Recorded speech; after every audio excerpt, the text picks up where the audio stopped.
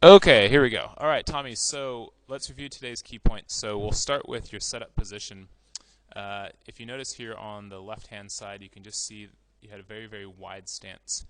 Now, the problem with the wide stance that I mentioned was that that's going to make your angle of attack a little bit more flat, or qian, a little bit shallow, and it's going to make it difficult to hit the grass consistently or the way you need to.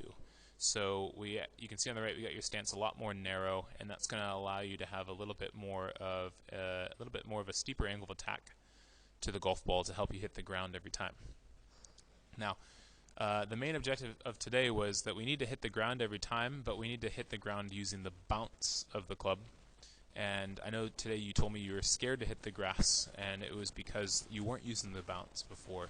So, if we just play the swing here on the left, what we'll notice is that when you do hit the grass, if and when you hit the grass, you would make quite a big hole in the ground. And the problem with that is that it can be quite scary on the golf course when you do that, because if you hit the ground before the golf ball, sometimes the golf ball doesn't fly, it just kind of flops, right? And then the next one, you're scared to hit the grass, so then you don't hit any grass, and it goes too low, and it just rolls. It doesn't stop, right? So we really need to improve that in your strike. Now, another thing in your setup position is if you look at your hand position, so your hands are quite low on the club over here on the left, and over here we've got them much higher on the club. So we just brought your hands back up. I think your hands were low, maybe because of being afraid to hit the ground. Now, the problem with them being too low is it makes the shaft a little bit too upright, and I think that was making you strike the ball on the toe or the outside of the club face. So we can see that in your setup position here.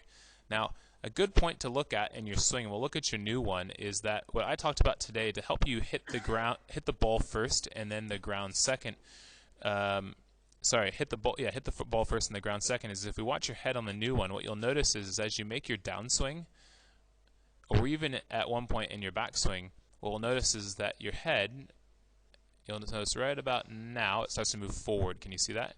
And you really move in front. Now, I know this is different than your driver, but it's something you need to do with your pitching.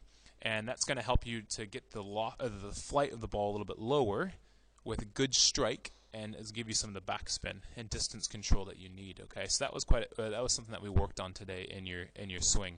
Now, in your setup position as well, it's a little bit difficult to see, but your club face at the address is much more open than it was before. It's a little bit hard to see here on the TV, but definitely you could tell during the lesson today that we opened up that club face, and that allows us to use the bounce.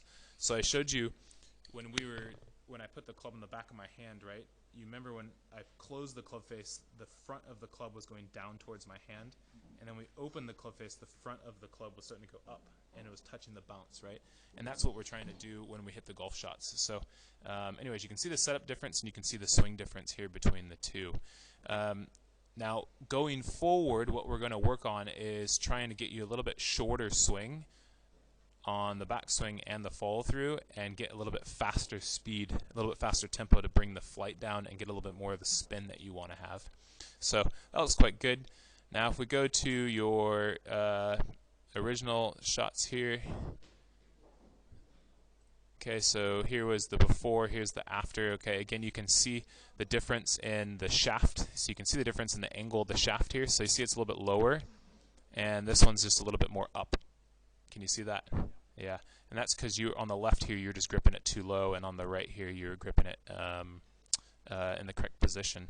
So here on the left, we'll just let the shot play through. Some of the issues we had, I think this shot, you might have missed the ground. So let's have a look here. I think this is one of those low shots that you're scared of. Okay, yeah, so you didn't hit the ground very well. It flew low, too far, and it's not going to stop, right? So now if we look at our new shots here, get this playing. Get the club going back. You'll notice that you'll hit the grass, use the bounce of the club, and the ball starts to pop up, and you've got more of the backspin, and that ball, I think, sat pretty close to the red flag over there if it gets all the way through. Okay, it didn't get all the way through, but much better strike in hitting the grass. So focus on your setup position first. Really practice using the bounce. You can do it outside here on the mats as well. If you get comfortable on the mats, it'll be much easier on the golf course. and let me know how it goes. And again, just when you go play on the golf course, just trust it. Use it on every hole. If it doesn't work the first 2 holes, keep trusting the setup, keep trusting the swing, and I think you're going to start having much better results, all right?